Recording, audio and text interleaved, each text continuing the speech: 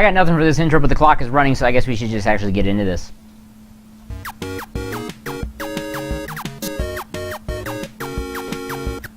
Hello and welcome to First and 10. My name is Nick Weasel Frymet, and this is the show where we show you the first 10 minutes of a video game. Today we are checking out the Banner Saga.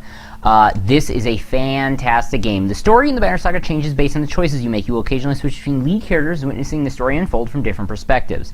So there are multiple different... It is heavily story-based. The gods are dead. In their wake, man and giant survive through a tenuous alliance, driving black destroyers called Dredge deep into the northern wastes. Now is an era of growth and trade. Life goes on. Only one thing has stopped. The sun. How's that for a story, right? This game was released on January 14, 2014, so it's about a year old from the airing of this. Oh, by the way, it is gorgeous. It has been several long months on the road. The first signs of snowfall accost us on our approach to Strand, largest of the trade cities on the Val-human borders, and our last collection before returning to the capital. Several days ago, the sun simply came to a stop in the sky. Though during these long winter days, none of us can be certain how long it has been this way. Some of the men in the caravan have taken it as a dire omen. I am not quick to superstition, but I myself will be glad to be done with this year's rounds.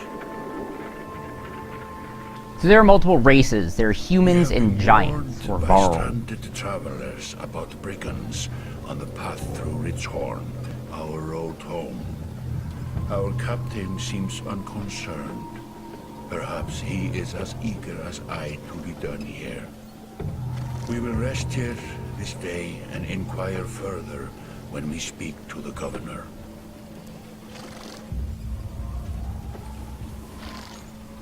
So this is an indie role-playing turn-based strategy game.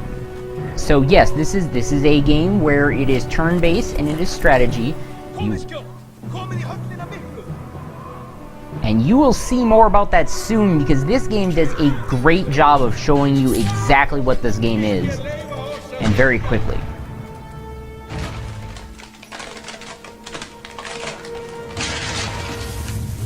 Oh yeah, by the way, I did mention that they were giants, right?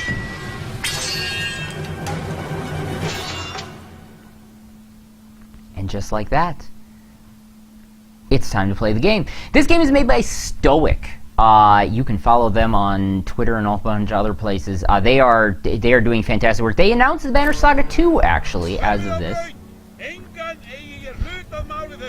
So, I mean, this is the game. That is a polar bear that is chained up. I feel bad for him, actually. As you can see, there's a big perspective thing going on here, which makes this game gorgeous. Anyway, you've arrived just in time. The chieftain in red and his men are now looking at a tougher fight than they bargained for. Click and drag around the screen to see your surroundings. So basically, by clicking and dragging, you can see, like, this guy's just hanging out. He's like, I can beat all these guys. I'll let you two handle this. The portraits on the bottom show the order of initiative, taking turns from left to right. Your allies are blue, the enemies are red. So basically, obviously, since it's turn-based, it goes... Now, you'll notice, though, that it goes one ally, one enemy. That is the order that things happen until later, and you'll see why. Movement happens before action. The ring shows your shield banger is active. The blue tiles around him show where he can move. So I can move anywhere in the blue, or... if I wanted to go to the yellow, it uses more movement, but I'll talk about that soon. Some characters fill more tiles than other. The horned allies are a race of giants called Varl, who take up 4 tiles each. Each human feels a single tile. This can have a huge impact on your strategy, because obviously humans can attack from more places. Click the tile you want to move to, and then the check mark to confirm. Move your shield banger here and get him within attack range. So by right-clicking, and then confirming, so you don't have to worry about accidentally doing something. You'll always know if you do it.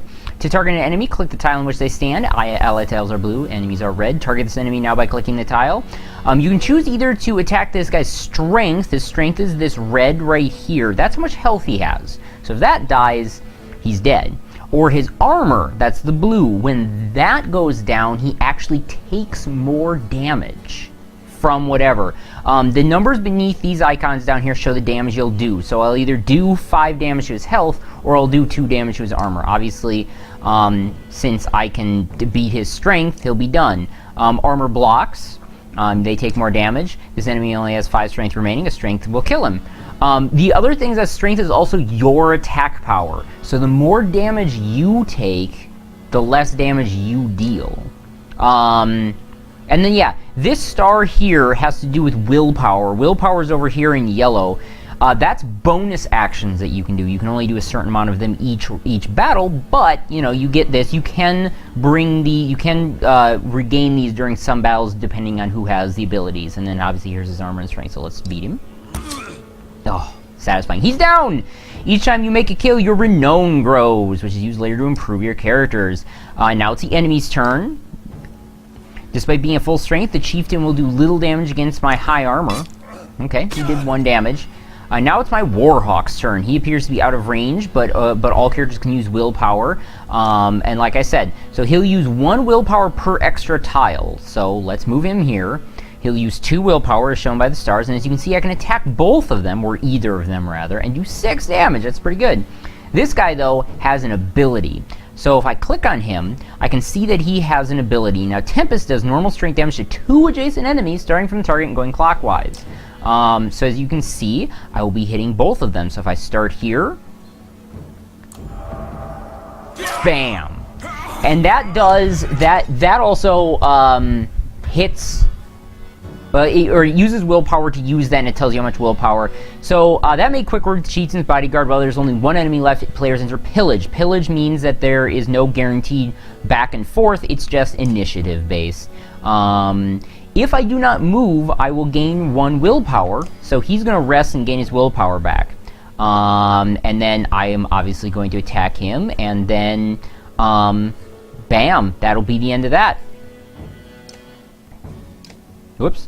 Hit it. Oh, you'll see the amount of damage will go up when you hit willpower. Oh, I see. He has 9, so it wants me to do that. So, bam. So I use my willpower and beat him. And that's basically how a battle goes. And then this happens. The foes lying dead at your feet would regret ever crossing your path if they weren't dead. I got some renown, and that's basically a battle. Like a rabid wolf, that one. How did it come to this? We fool ourselves believing that peace will last. My grandfather built all this from a poor fishing village, you know. He watched the gods die, watched the chaos that followed.